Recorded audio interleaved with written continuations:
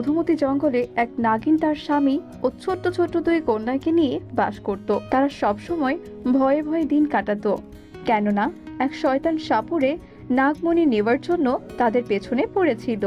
একদিন, নাগিন, আমি জঙ্গলে খাবার খুঁজতে যাচ্ছি, আমার মেয়েদের ভালোভাবে খেয়াল রেখো তুমি। ঠিক আছে গো, তুমি সাবধানে যেও, আর হ্যাঁ, তাড়াতাড়ি ফিরে এসো কিন্তু।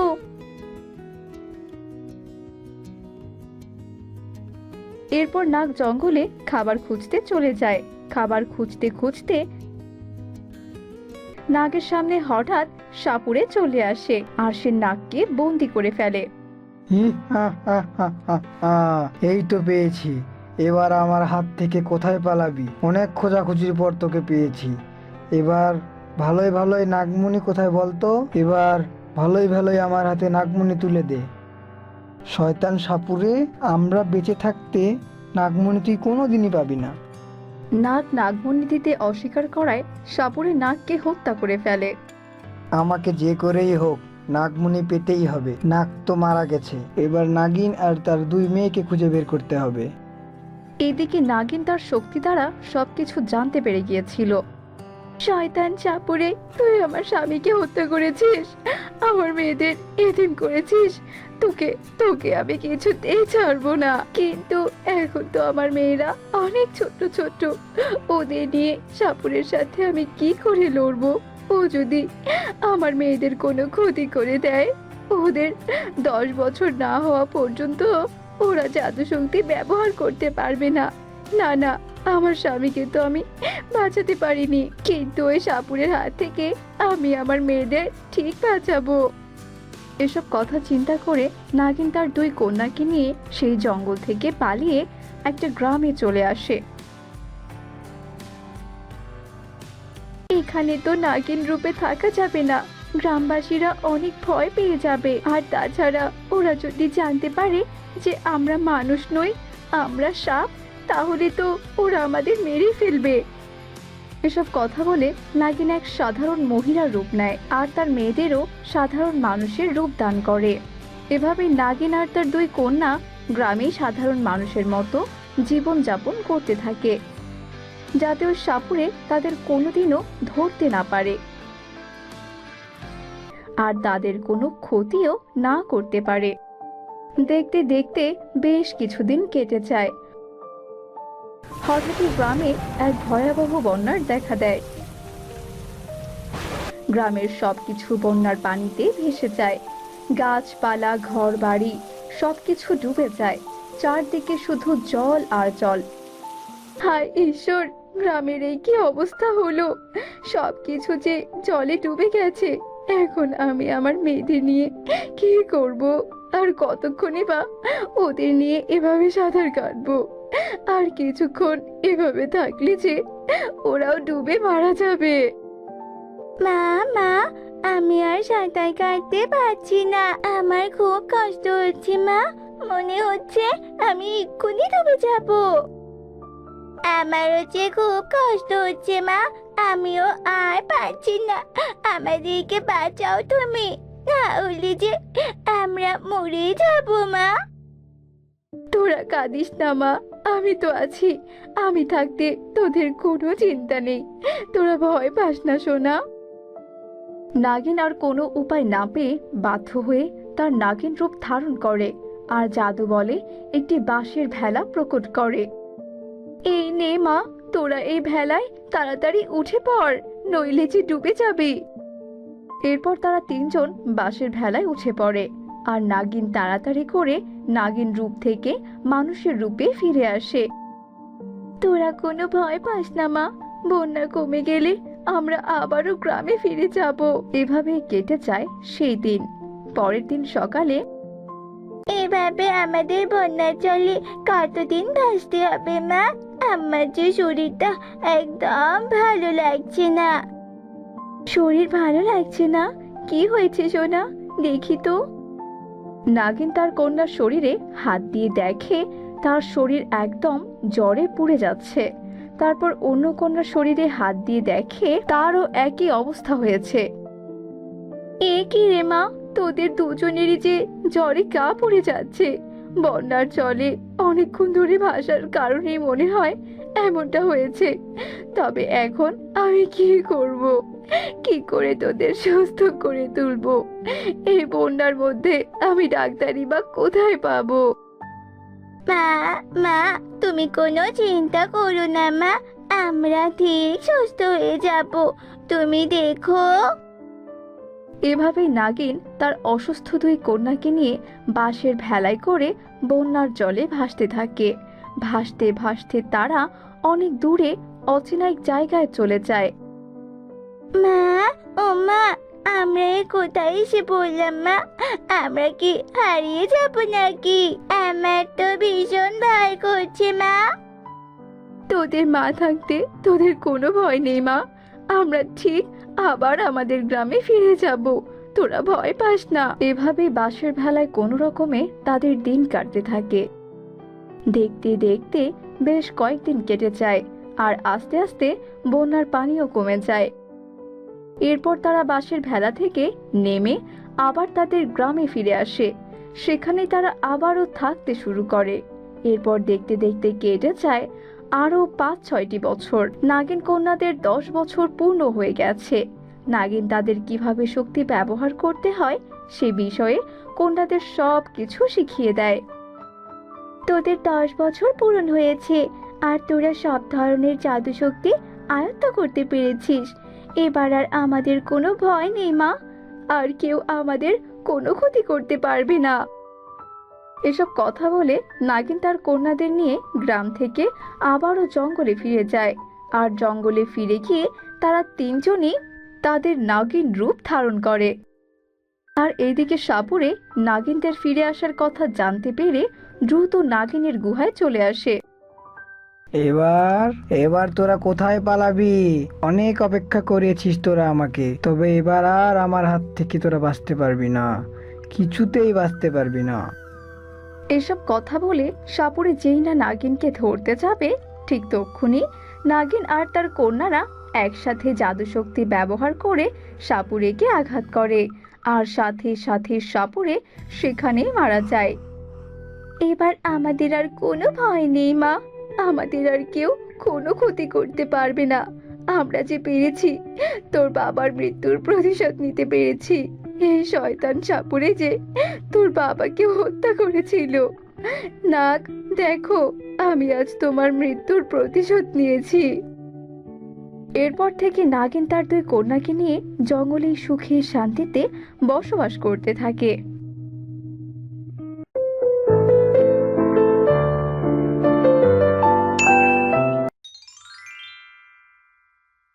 মান্দাকিনীকে ৪-৫ জন লোক ঘিরে ধরেছিল, আর তাদেরকে দেখতে কিছুটা গুন্ডাদের মতো লাগছিল।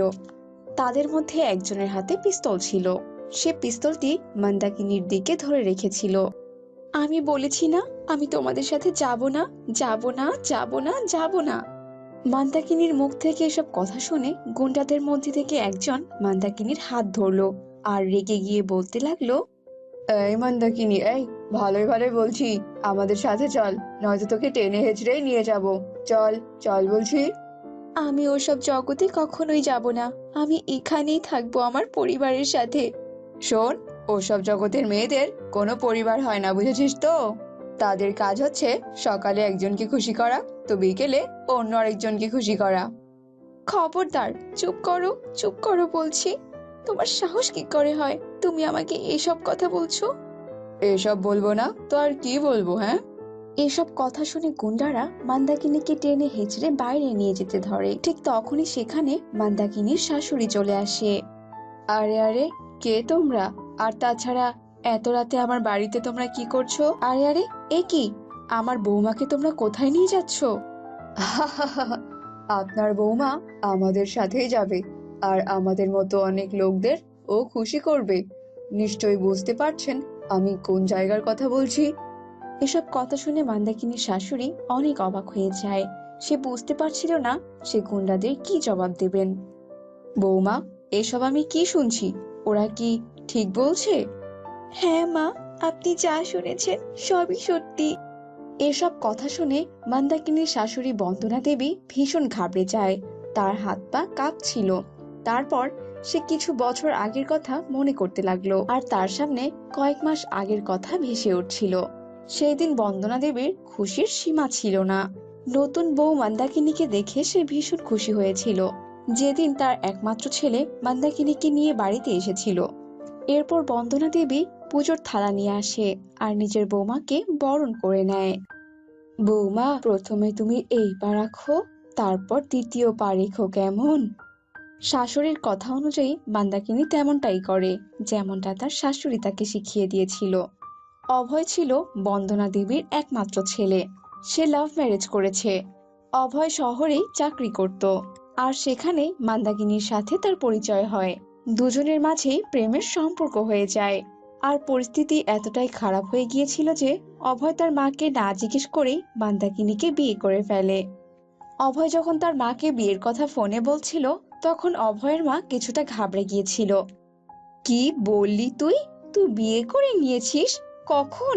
আর কাকে? তুই কি ভুলে গেছিস অভয়, যে তুই আমার একমাত্র ছেলে? বিয়ে করার আগে আমার কথা তোর একটাবারও মনে হয়নি? মা, আমি বাড়িতে এসে তোমাকে সবটা খুলে বলবো, কিন্তু এখন তুমি আর আমাকে কিচ্ছু জিজ্ঞেস করো না প্লিজ। আরে, এখন কি বৌমাকে বাড়িতে নিয়ে আসবি নাকি তোর সাথে রেখে দিবি?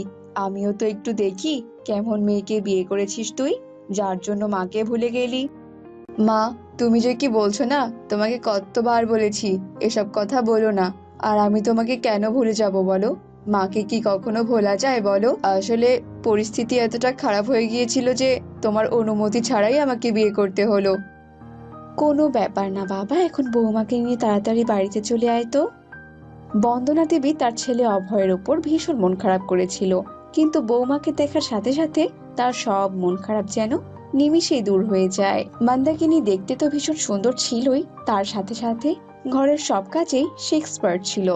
মন্দাকিনী যেমন ঘরের কাজ করত, তার সাথে সাথে সে জমিরও খেয়াল রাখতো। অভয়, তুই তো আমাকে লাখে একটা মেয়ে এনে দিয়েছিস বাবা, এই তো খুবই ভালো মেয়ে। হ্যাঁ মা, আর সেই লাখে একটা বৌমা তোমাকে কিছু বলতে চায়। আরে, বলতে কেন, তোমার কাছে সে কিছু চায়? আমার কাছে? হ্যাঁ হ্যাঁ বৌমা, বলো না, আমার কাছে তুমি কি চাও? আমার যা কিছু আছে সবই তো তোমার মা।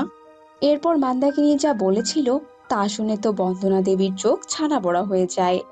মা, আমি ছোট থেকে অনাথ, না আমি বাবাকে দেখেছি আর না আমি মাকে দেখেছি, কিন্তু আমি এই বাড়িতে আসার পর আপনি আমাকে যেভাবে আদর যত্ন করছেন তা দেখে আমার মন প্রাণ জুড়িয়ে গেছে মা।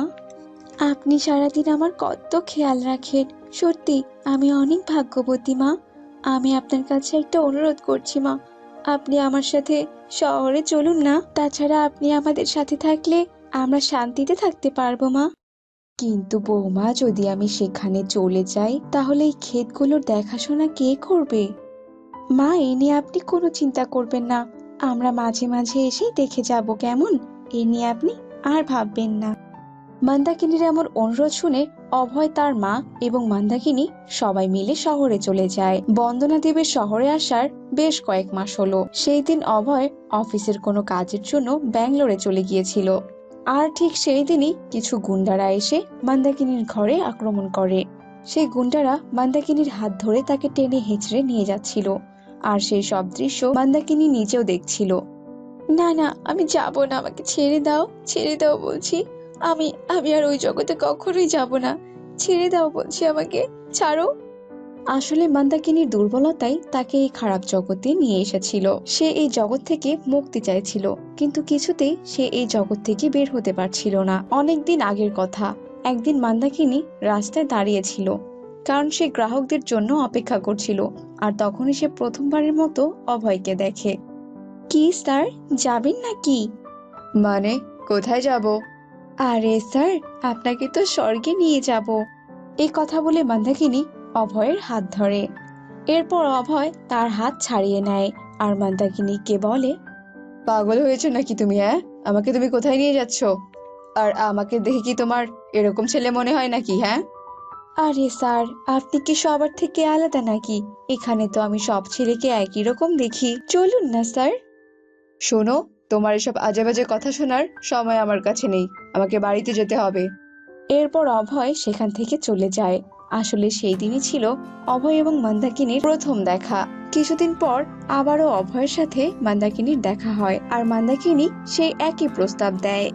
আরে তুমি কি পাগল নাকি? হ্যাঁ, একবার কি কথা কানে যায় না তোমার? স্যার, যখন টাকার দরকার হয় না তখন আর এসব কিছু মাথায় থাকে না।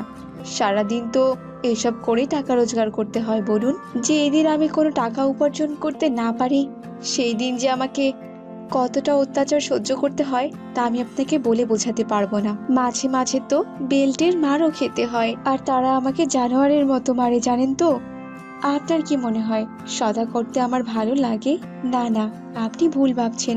শুধুমাত্র পেটের দায়ে আমাকে এটা করতে হয়। মানে এছাড়াও তো আর কোনো কাজ আছে নাকি? তুমি অন্য কাজও তো করতে পারো। কি করব স্যার বলুন? আমি এদের মাঝে এমন ভাবে ফেসে গেছি যে এটা ছাড়া আমার আর কোনো উপায় নেই। এসব শুনে অভয় সেখান থেকে চলে যায়। অভয় চলে গেলেও মন্দাকিনীর সব কথাগুলো যেন অভয়ের মাথায় ঘুরপাক খাচ্ছিল। পরের দিন আবারও মন্দাকিনীর দেখা হয় অভয়ের সাথে। কি স্যার, আবারও এসেছেন তো? তাহলে চলুন। না না মন্দাকিনী, আমি তোমার সাথে কথা বলতে এসেছি। সেই দিনের পর থেকে মন্দাকিনী আর অভয় প্রায়ই দেখা করত, আর ধীরে ধীরে অভয় মন্দাকিনীর প্রেমে পড়ে যায়। আর একই অবস্থা মন্দাকিনীর মধ্যেও হয়। মন্দাকিনী অভয়কে বিয়ে করতে চাচ্ছিল, কিন্তু অভয় তার মায়ের জন্য ভয় পাচ্ছিল। কিন্তু একদিন মন্দাকিনী অভয়কে এমন কিছু বলেছিল যে অভয় ভীষণ চিন্তায় পড়ে গিয়েছিল। কি স্যার, বিয়ে করতে ভয় পাচ্ছেন বুঝি? এটা ভেবে যে লোক কি বলবে? জানেন তো স্যার, এরকম মেয়েদেরকে না কেউ বিয়ে করে না, শুধুমাত্র মজাই নেয়। মন্দাকিনী, তুমি আমাকে এখনো চেনোনি। ঠিক আছে, তুমি বিয়ে করতে চাও তো তাহলে চলো, আজই আমি তোমাকে বিয়ে করব। এরপর অভয় আর মন্দাকিনীর বিয়ে হয়ে যায়, আর মন্দাকিনী সারা জীবনের জন্য সেই খারাপ পথ থেকে সরে আসে। কিন্তু এটা এত সহজ ছিল না। মন্দাকিনী বিয়ে করে অভয়ের সাথে তার বাসায় তো এসে গেছে, কিন্তু মন্দাকিনীর দালাল তাকে খুঁজতে লাগলো। এরপর একদিন সেই লোকগুলো মন্দাকিনীর কাছে চলে আসে আর মন্দাকিনীকে ধরে নিয়ে যেতে চায়।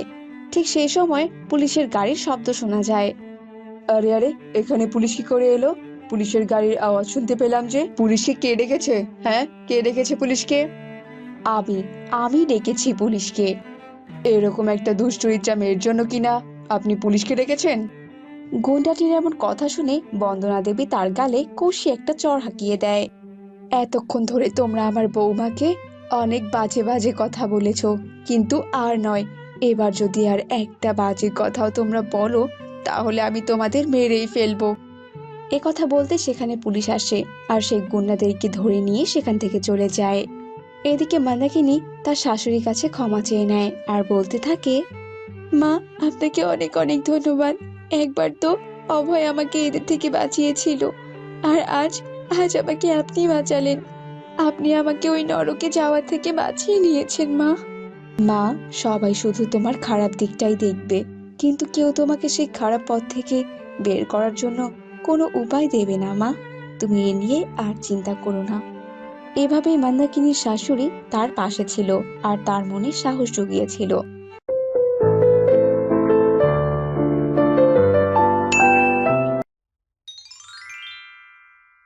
এক গ্রামে গীতা তার মা বাবা বিমল আর বাণীর সাথে বসবাস করত। তারা অনেক গরিব ছিল। তারা যে ঘরটাতে থাকতো সেই ঘরটি অনেক পুরনো আর ভাঙা ছিল, যে কোনো সময় ঘরটা ভেঙে পড়তে পারে।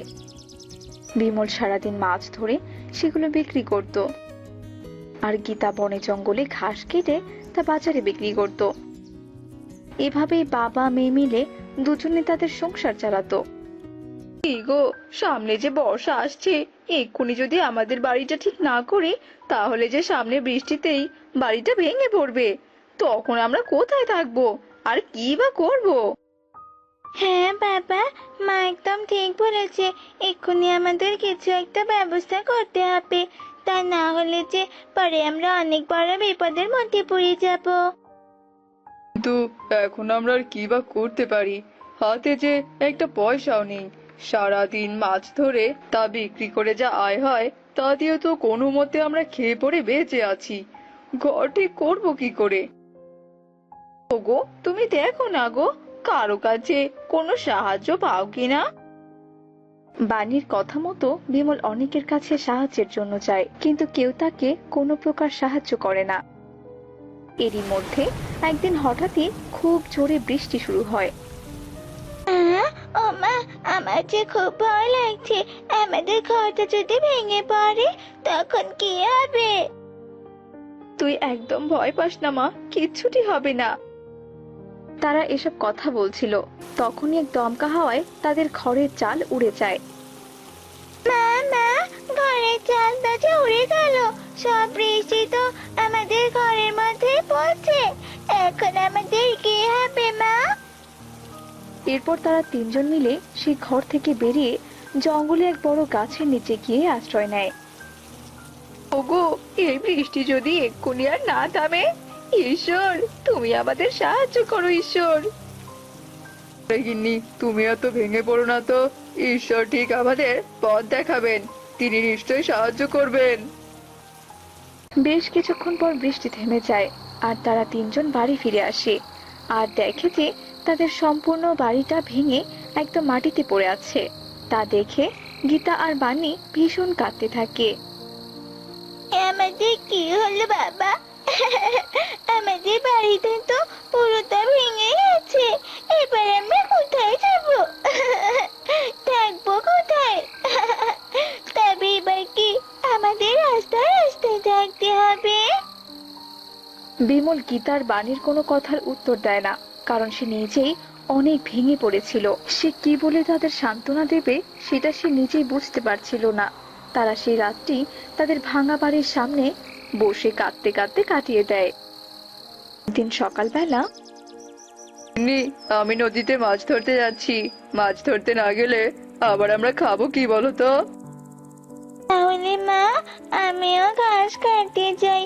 এতে সামান্য কিছু হলেও উপকার হবে।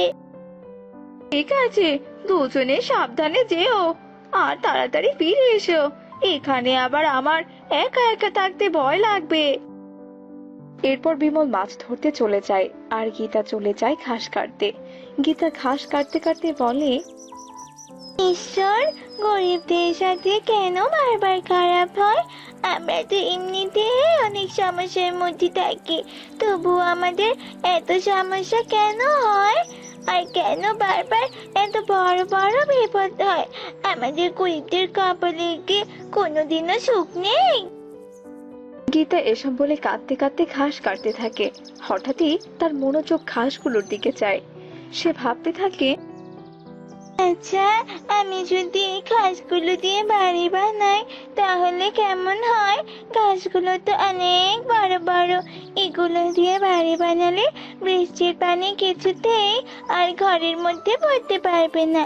হ্যাঁ, আমি বরং তাই করব। এসব ভেবে গীতা অনেক ঘাস কাটে আর সেগুলো নিয়ে বাড়ি ফিরে যায়।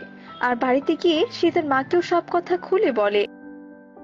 উপায়টা তো ভালোই, তবে চল আর দেরি না করে আমরা কাজে লেগে পড়ি। আকাশ কালো ঘন মেঘে ছেয়ে আসছে, যে কোনো সময় আবার বৃষ্টি পড়বে মা। এরপর মামে মিলে প্রথমে ঘরের চাল বানায়, এরপর আস্তে আস্তে পুরো ঘর বানিয়ে ফেলে। এরই মধ্যে বৃষ্টি পড়া শুরু করে দেয়। তারা দুজনেই সেই ঘাসের বাড়িতে ঢুকে পড়ে। মা, দেখেছো? আমাদের ঘাসের বাড়িতে আর বৃষ্টি পড়ছে না। আমাদের আর কোনো চিন্তা নেই। এখন যত ইচ্ছে বৃষ্টি আসুক বাবা। অন্যদিকে বৃষ্টি পড়তে দেখে বিমল ভীষণ চিন্তায় পড়ে যায়। না জানি বাড়িতে মা মেয়ে দুজনে কিভাবে আছে। বাড়ি আর কি বলছি, আমাদের তো কোনো বাড়িই নেই। না না, এসব ভাবলে আর এখন চলবে না, আমাকে দ্রুত বাড়িতে যেতে হবে। এরপর বিমল দ্রুত বাড়ি চলে আসে আর এসে যা দেখে তা দেখে বিমল ভীষণ অবাক হয়ে যায়। এ আবার আমি কি দেখছি? ঘাসের বাড়ি? এখানে এটা আবার কার ঘাসের বাড়ি? আর কেই বা এই বাড়িটা বানালো? বিমলের কথা শুনে বানি আর গীতা ঘাসের ঘরের দরজা থেকে বিমলকে ডাকতে থাকে। এরপর বিমল সেই ঘাসের ঘরের ভেতরে ঢুকে পড়ে আর গীতা ও বানি তারপর বিমলকে সমস্ত ঘটনা খুলে বলে। সত্যি মা, তুই সত্যি অনেক অসাধারণ কাজ করেছিস রে। এই ঘাসের বাড়িতে কোনো পানিও পড়ছে না, বর্ষায় এই ঘাসের বাড়ি আমাদের এখন একমাত্র সম্বল হয়ে উঠেছে। এভাবে তারা ঘাসের বাড়িতে থাকতে শুরু করে। টানা বেশ কিছুদিন বৃষ্টি পড়তে থাকে। বর্ষায় ঘাসের বাড়ির কোনো ক্ষতিই হয় না। আশেপাশের বেশ কিছু বাড়িঘর বন্যার জলে ভেসে যায়, আর কিছু বাড়িঘর তলিয়েও যায়। কিন্তু তাদের ঘাসের বাড়ি ঠিক তেমনি ছিল। তারা নিশ্চিন্তে বর্ষায় ঘাসের বাড়িতেই কাটাতে থাকে। অনেক দিন কেটে যায়, আর বর্ষাও শেষ হয়ে যায়। পাড়া প্রতিবেশীরা, দূর দূরান্তের লোকেরা সবাই তাদের ঘাসের বাড়ির কথা জেনে যায়। সবাই তাদের ঘাসের বাড়ি দেখতে আসে। অনেকে তাদের কাছ থেকে ঘাসের বাড়ি বানিয়ে চায়। গীতা মা, আমাদেরও একটা ঘাসের বাড়ি বানিয়ে দে না রে মা। হ্যাঁ হ্যাঁ মাসি, দেবো দেবো। এখন তো গ্রীষ্মকাল আসছে, বলো ঘাস দিয়ে বাড়ি বানালে সে বাড়ি অনেক ঠান্ডা থাকবে, সূর্যের তাপও ঘরের ভিতরে ঢুকতে পারবে না। তবে তুই যেভাবে বর্ষাটা ঘাসের বাড়িতে থেকে পার করে দিলি, তা ভাবতে ভীষণ অবাক লাগছে রে। বর্ষায় ঘাসের বাড়ি সত্যি সত্যি অনেক অসাধারণ। এরপর গীতা অনেককে ঘাসের বাড়ি বানিয়ে দেয়। দিন দিন তারা আরো পরিচিতি লাভ করে। তাদের বর্ষায় ঘাসের বাড়ির কাহিনী নিয়ে অনেক লেখালেখিও হয়। এভাবে তারা অনেক বড় লোক হয়ে যায়। বর্ষা থেকে বাঁচতে ঘাসের বাড়ি বানানোর বুদ্ধিটা যদি তোর মাথায় না আসতো, তাহলে আমরা এই দিনটা হয়তো আজ দেখতে পেতাম না রে মা। আমি তো কোনো কিছু করিনি বাবা, সবই তো ঈশ্বরের আশীর্বাদ, বলো। এরপর থেকে তারা তিনজনে সুখে শান্তিতে দিন কাটাতে থাকে।